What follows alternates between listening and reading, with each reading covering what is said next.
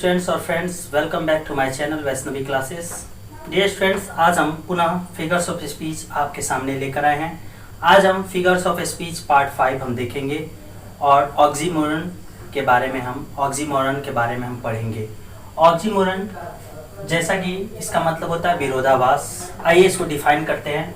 हम कह सकते हैं in these figures of speech, two opposite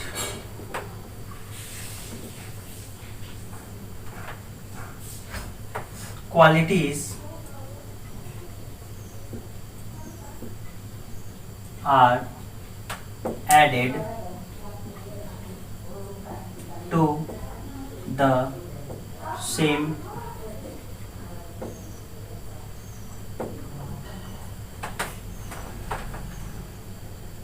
thing। Dear friends, जैसा कि मैं बताना चाहूंगा, ये डेफिनेशन इसका, ये ऑक्सीमोरन क्या है। ऑक्सीमोरन का मतलब होता है विरोधाभास। इसमें क्या होता है, ध्यान रखेंगे। In this figures of speech, इस अलंकार में two opposite qualities are added to the same thing. हम कह सकते हैं वह अलंकार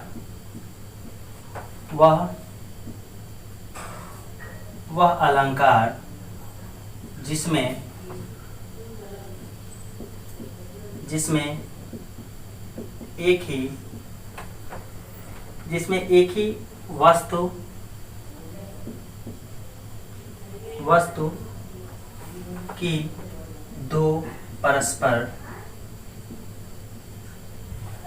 एक ही वस्तु की दो परस्पर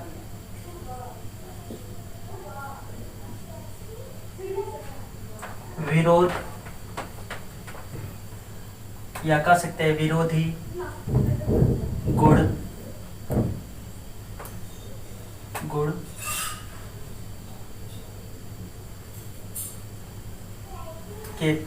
को दर्शाया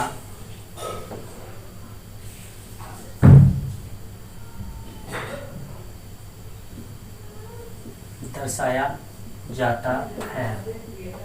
स्टूडेंट्स, जैसा कि मैं बता दूं आपको, ये ऑक्सीमोरन क्या है। ऑक्सीमोरन का मतलब होता है विरोधाभास। इसमें क्या होता है, in this figures of speech two opposite qualities are added to the same things. मतलब ये वो अलंकार होता है जिसमें एक ही वस्तु हो, उसके दो अपोजिट परस्पर विरोधी गुण, दो अपोजिट गुण क्वालिटी दर्शाया जाता हो। आइए एग्जाम्पल के थ्रू हम समझते हैं। जैसे कि कह दिया जाए, इट इज एन, या कह सकते हैं it is a open secret. जैसे कि स्टूडेंट्स आप देख रहे होंगे, इट इज एन ओपन कर लीजिए, एन ओपन सीक्रेट। इसका अर्थ क्या हुआ, यह एक खुली रहस्य है। तो स्टूडेंट्स, मैं बता दूं आपको, इसमें पहचानने का टिक क्या होता है ऑक्सीमोरन का। इसमें दो शब्द आपस में विरोध प्रकट करते हैं। जैसे कि आप देख सकते हैं, ओपन यहाँ लिखा है खुला हुआ, और एक सीक्रेट का मतलब बंद, या आप कह सकते हैं छिपाया हुआ।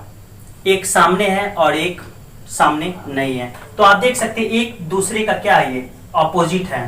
तो यहाँ पर ये क्या है, ऑक्सीमोरन है। आप और भी यूज कर सकते हैं सेंटेंस, जैसे कि लव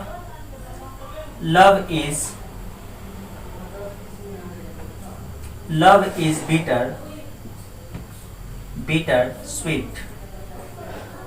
स्टूडेंट्स, जैसे कि आप यहां देख रहे होंगे, लव इज बिटर स्वीट।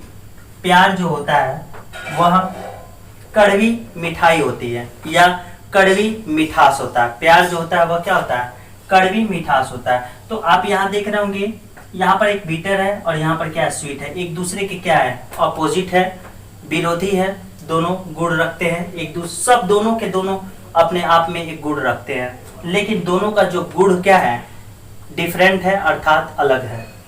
ठीक विपरीत, अपोजिट है। और भी आप यूज कर सकते हैं, there is a love,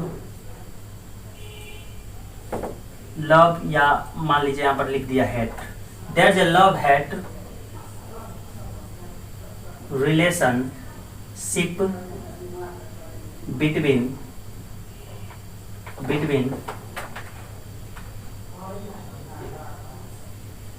his wife and him। Students, जैसा कि मैं यहां पर आपको बता दूं, यहां पर लिखा है sentence, there is a love hate relation between his wife and him. यहां आप देख रहे होंगे लव भी है, यहां पर हेट भी है, दोनों अपने आप में गुण रखते हैं, लेकिन दोनों के गुण क्या ऑपोजिट है। आप इसका हिंदी समझिए, there is a love hate relation between his wife and him, मतलब उसके और उसकी पत्नी में एक प्यार और नफरत की क्या है, रिलेशनशिप है, संबंध है। तो आइए और भी कुछ एग्जांपल देखते हैं। जैसे कह सकते हैं, ही इज एन इनोसेंट,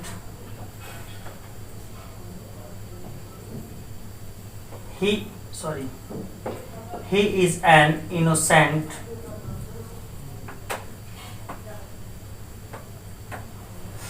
मैंने यहाँ रख दिया criminal, he is an innocent criminal। आप यहाँ देख रहे हैं इनोसेंट है, निर्दोष, और दूसरी तरफ क्या है, क्रिमिनल। तो आप ऐसे करके आई थिंक आपको समझ में आ रहा होगा।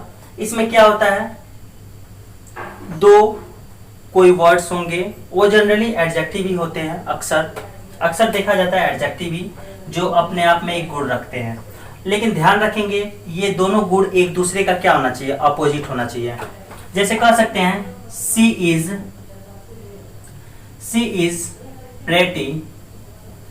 इज प्रेटी अगली। तो आप यहां देख रहे होंगे प्रेटी भी है, अगली भी है, मतलब वह सुंदर, क्रूप है, अर्थात दोनों का गुण क्या है, एक से दूसरे विपरीत है। मतलब कहने का मतलब है, आप ऐसे समझें, ये नाम से ही पता चल जाता है विरोधाभास, मतलब एक शब्द किसी दूसरे शब्द का क्या होगा, विरोध प्रकट करता होगा। तो ये आज एक छोटा सा स्टूडेंट्स, आज एक छोटा सा वीडियो था जो फिगर्स ऑफ स्पीच से रिलेटिव था। अब मैं शीघ्र ही इसका नेक्स्ट पार्ट जल्दी ही आपके सामने लेकर आ रहा हूँ। मैं चाहूँगा यदि आप मेरे चैनल के लिए नए हैं तो चैनल को सब्सक्राइब कर दें, लाइक कर दें और शेयर भी कर दें। So dear friends, thanks, that's all.